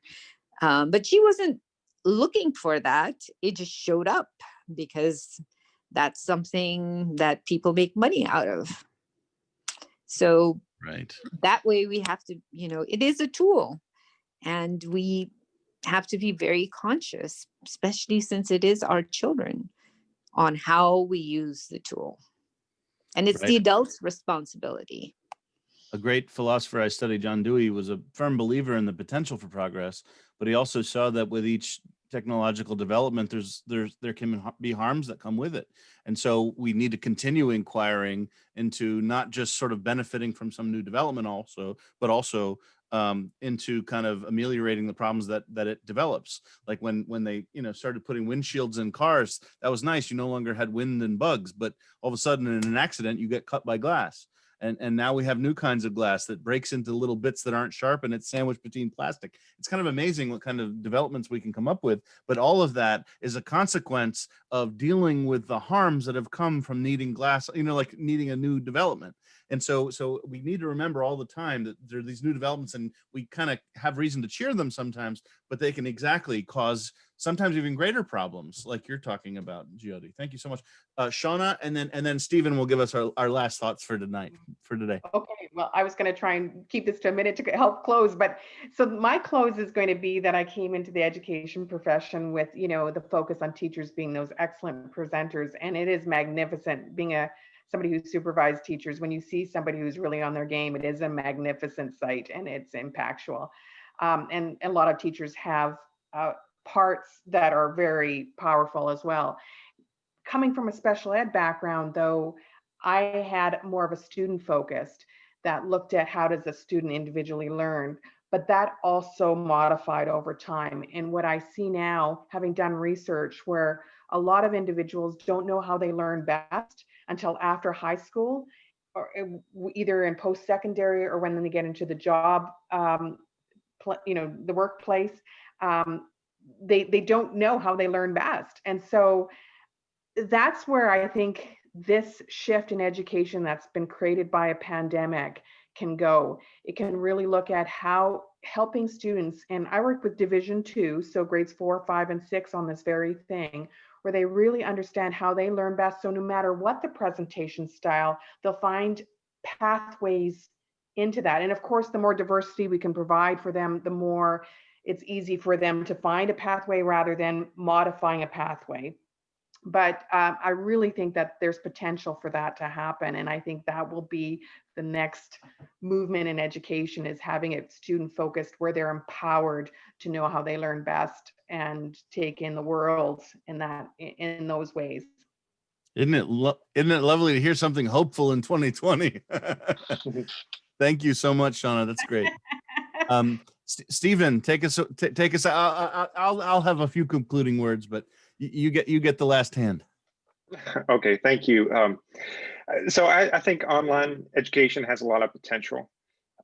What is often missing in online education is the personal connection between the teacher and the students and each other. But Eric, I think in hosting this, you demonstrated something that I think is very valuable in online education, is just like saying people's names and making comments after they have said something, making people feel like they have contributed to the discussion and to the education of the group. And so I think when teachers can do that and realize the importance of that connection with the students and affirming their contribution to the class, then online education could be very successful. And just one more example of that, I recently finished my degree in school counseling, and it was an online degree. And I saw a wide range of ability levels from professors, but my very strongest professor, every class was captivating. He would take us through these counseling techniques, and he would use student volunteers. And we were just all captivated because it felt like he knew us, and, because he did his best to know us. So that's all I have to say. That's absolutely wonderful. And in fact, Stephen has first of all, you're too kind, but Stephen has also pointed out something very important about what motivates this whole kind of set of meetings that we have in Sophia, which is to make sure that we emphasize that philosophy is for everyone. And it's so often the case that when philosophers in the academy sort of engage the public, they take this sort of sage on the stage outlook, like they're descending from on high to deliver insights, when in fact, it seems to me that all of us have limits to our experience. And I have learned a lot from each of you talking about the different aspects, about the ways in which this pandemic has affected you. And many of these things I'd never considered. And so I think it's very important for scholars in the academy to listen to people, to get out there, not just to deliver our pronouncements, but also to learn from others, because there is a two-way street here and there's very different experiences everyone brings. So that's one of the reasons why I put all the darn time I have put into working with Sophia all these years. It is not something very well matched for the incentive structures of universities, but it's at the heart of why I think we ought to be doing what we're doing with philosophy. That philosophy has to do with real lived matters and challenges, and you know, we're in a tough time. We're in an incredibly divided time politically in our country. And I think we had a pretty lovely civil conversation about some tough, difficult matters. And so I want to thank you all for being here, joining us. And I want to invite you, if you're interested in supporting SOPHIA, you can become a member of the national organization. You don't have to be in order to participate in any of our meetings, but it's just one little thing you can do. If you're interested, head over to philosophersinamerica.com. If you're not interested, that's fine too. Just continue meeting and talking about philosophy, about these issues that matter in our lives. And let's all try and have a little more empathy with our fellows in these very difficult times in which everybody's got different circumstances. So thank you so much to everybody for participating. The last thing I'm going to say is that I've got a request in a private message on the chat to share the chat messages, because we, in addition to our lovely conversation, we had quite a conversation going on in the chat as well, with a number of wonderful remarks. I wish we had more time to come to some of the things that Cameron posted that were great, but maybe there'll be a follow-up meeting. Anyway, it's good to leave people wanting more. Thank you so very much for coming this afternoon, or whatever time it is for you, wherever you are. And thank you so much. We'll keep the Zoom meeting open, but with the presumption is that folks will be heading out. In fact, I've got to go, and so I'm going to make Eric Jarvis the host. Thank you all for coming, and please coming to the next SOPHIA meeting. It would be lovely to see you then. All right, take care, everybody. Thank you. Thanks, Eric. Yeah, Eric, I'm going to make you the host. Absolutely. So this is what we like to call the after hours of SOPHIA. So this is where everyone has to turn their mics